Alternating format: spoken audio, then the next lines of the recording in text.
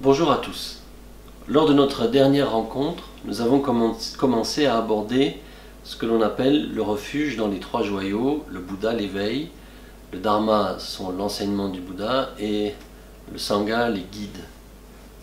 Et je vous propose d'aller un petit peu plus dans le détail cette fois-ci. Quand on parle du Bouddha, le terme Bouddha signifie éveil en sanskrit.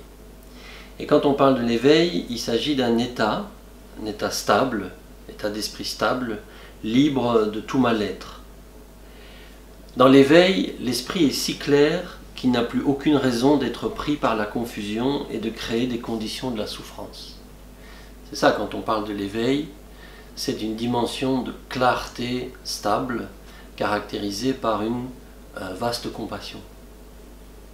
C'est le fruit d'un parcours. Il est important d'être conscient que jusqu'à la fin du chemin, nous rencontrerons toujours des difficultés inhérentes à cet esprit et à sa confusion. Le Bouddha on pourrait dire que le Bouddha n'a rien inventé. Il a en fait simplement décrit le processus naturel de la vie. Il a expliqué son fonctionnement et nous prenons donc refuge dans le Bouddha comme source de cette découverte. Prendre refuge dans l'éveil, prendre refuge dans le Bouddha, c'est s'ouvrir à une réalité à découvrir, une réalité à révéler qui essaye de l'esprit, un esprit stable, un esprit clair, dénué de toute confusion. Pour ça, nous allons nous en remettre aussi dans le Dharma, c'est-à-dire nous référer à l'enseignement du Bouddha, ce qui permet d'acquérir un discernement quant à la façon d'agir, à la façon d'être. L'idée, c'est de vérifier par nous-mêmes si nous empruntons la direction de l'éveil ou non. C'est de développer ce discernement, cette intelligence, cette compréhension de nos états d'esprit, des actes qui en découlent, et de ce fait, petit à petit, dissiper les habitudes qui nourrissent notre mal-être, qui nourrissent les différents types de souffrances. Se familiariser avec les concepts de l'enseignement du Bouddha, du Dharma, conduit à prendre conscience de nos actes, des actes que nous accomplissons, et d'essayer de privilégier ce qu'on peut appeler les actes bénéfiques ou les actes fertiles. On peut aussi appeler ça les actes vertueux. D'ailleurs, le Bouddha lui-même a dit que son enseignement se résumait en 3 idées clés: abandonner ce qui est nuisible, accomplir ce qui est bénéfique et maîtriser son esprit. Bien sûr, sur cette voie de discernement, sur cette voie de clarification, des doutes, de la confusion apparaissent naturellement, mais ils se dissiperont au fur et à mesure du chemin.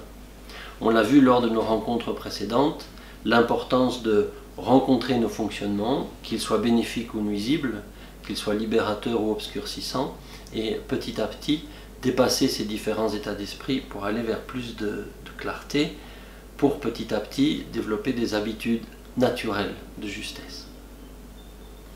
Et enfin, le Sangha, c'est l'exemple de ceux qui ont parcouru ce chemin, et il constitue pour nous un repère. Sinon, l'enseignement peut rester quelque chose d'abstrait, issu des textes, bien sûr, auxquels on peut toujours se référer, mais on pourrait dire, rien ne vaut un exemple vivant, quelqu'un qui incarne cet enseignement et que l'on peut suivre progressivement avec confiance.